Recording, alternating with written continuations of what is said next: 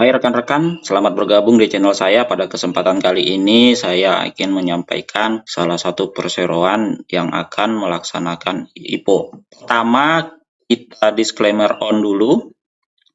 Ulasan dalam video ini bukan ajakan membeli atau menjual saham apapun. Informasi dari prospektus dan keterbukaan informasi perusahaan.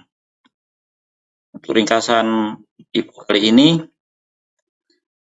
yang akan melaksanakan IPO yaitu PT Sumber Tani Agung Resource Tbk dengan kode perdagangan STAA, penjamin emisi PT CMB Niaga Sekuritas, dan DBS Speaker Sekuritas Indonesia.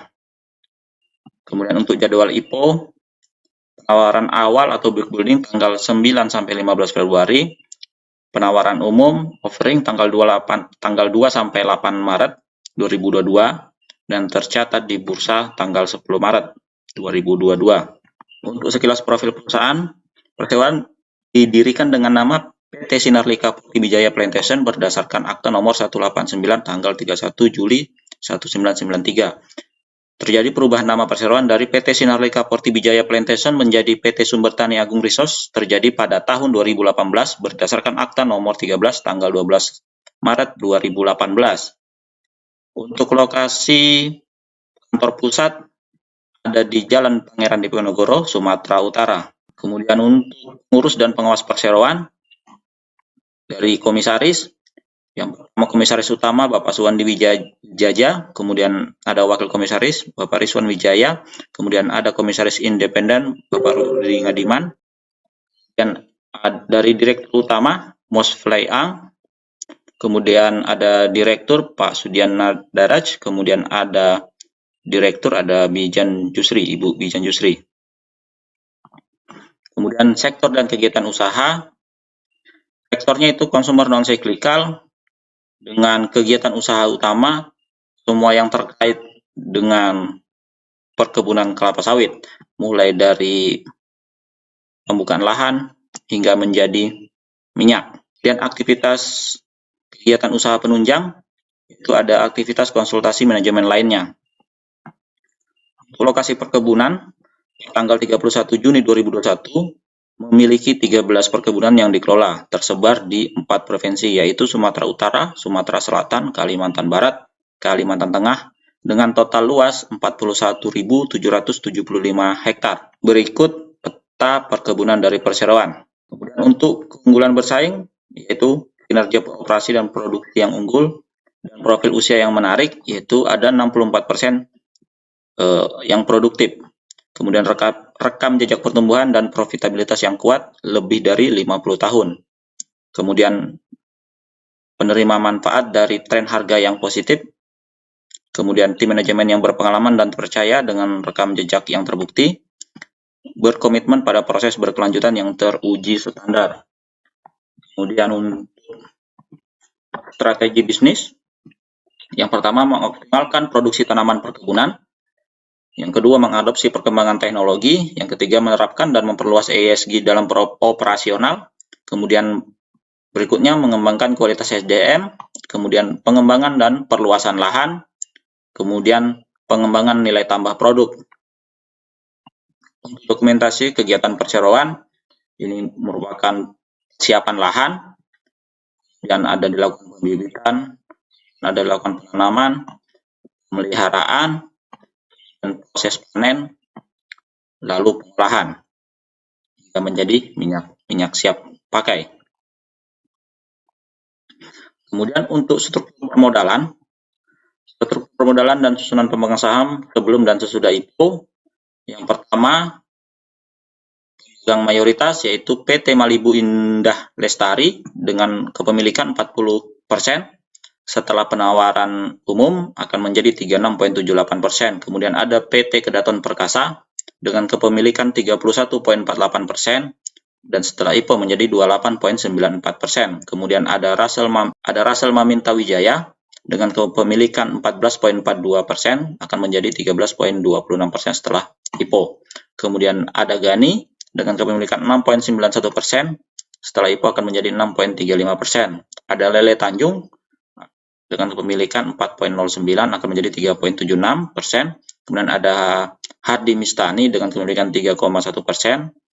dan akan menjadi 2,85%, serta masyarakat setelah IPO akan memiliki 8,06%. Kemudian struktur penawaran IPO, saham yang ditawarkan adalah 877 juta lembar dengan persentase IPO 8,06%, dengan nilai nominal 100 per saham. Harga penawaran yaitu 470 sampai 605 per lembar. Nilai penawaran umum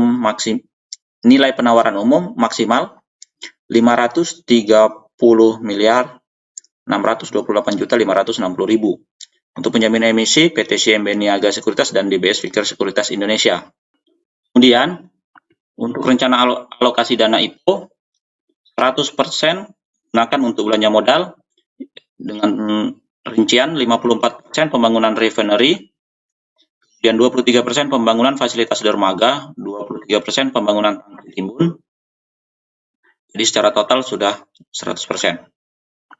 Kemudian untuk laporan posisi keuangan, untuk neraca keuangan, untuk dari aset, dari 2018 dari 4 miliar, kemudian tumbuh menjadi 5,6 miliar pada tahun 2021. Untuk liabilitas, terjadi kenaikan di 2019, dari awalnya 2018 2,8 miliar, 2019 menjadi 3,3 miliar, dan di 2020-2021 juga terjadi penurunan 2,9 miliar. Kemudian untuk ekuitas juga ikut tumbuh dari 1,6 miliar di 2018 menjadi 2,9 miliar di 2021. Dari segi laba rugi jualan, untuk dari penjualan di 2018 3 miliar menjadi 4,2 miliar di 2020, dan di September sampai dengan September 2021 sudah hampir menyamai pencapaian 2020 full year-nya. Kemudian untuk laba kotor selalu terjadi kenaikan. Di September 2021 sudah melampaui capaian 2020 full year. Untuk laba usaha juga demikian, terjadi kenaikan dari 277 juta menjadi 1,1 M di September 2021. Untuk laba bersih dari 10 miliar menjadi 800 miliar. Dan untuk laporan untuk arus kas dari operasi selalu positif, kemudian untuk investasi juga selalu negatif, artinya keuangannya baik. Untuk pendanaan terjadi positif di tahun 2018 dan 2019. 2020, 2021 pendanaan sudah berkurang. Untuk posisi kas terjadi peningkatan dari 2018 minus 7 M, kemudian di September 557 M, lonjakan yang sangat signifikan. Kemudian untuk rasio keuangan dan valuasi, untuk current rasio 1,8 kali, kemudian untuk hutang terhadap aset 0,49, hutang terhadap ekuitas 1,09 kali. Untuk ROE-nya 24,14%, ini setelah disetahunkan. Kemudian untuk book value-nya ada Rp234 per lembar dengan PBV 2,58 kali, cukup premium. Cuma cukup menarik dari segi PE atau PER, yaitu 10,7 kali. Kemudian untuk dividen, manajemen perseroan berencana membagikan dividen kas kepada pemegang saham perseroan dengan jumlah sebanyak-banyaknya 30% dari laba bersih perseroan tahun buku 2022. Untuk kesimpulan dari kesehatan keuangannya, penulis masih bisa kategorikan sehat karena hutang terhadap ekuitas di bawah 1 kali. Dan untuk tumbuh, ya perusahaan ini melakukan pertumbuhan dari segi pencapaian kinerja laporan keuangan. Kemudian untung juga sama, tumbuhan untuk murah ini relatif karena dari segi PBV sudah cukup mahal 2,5 kali, relatif ya, penulis relatif karena dari segi PI juga masih di bawah 15.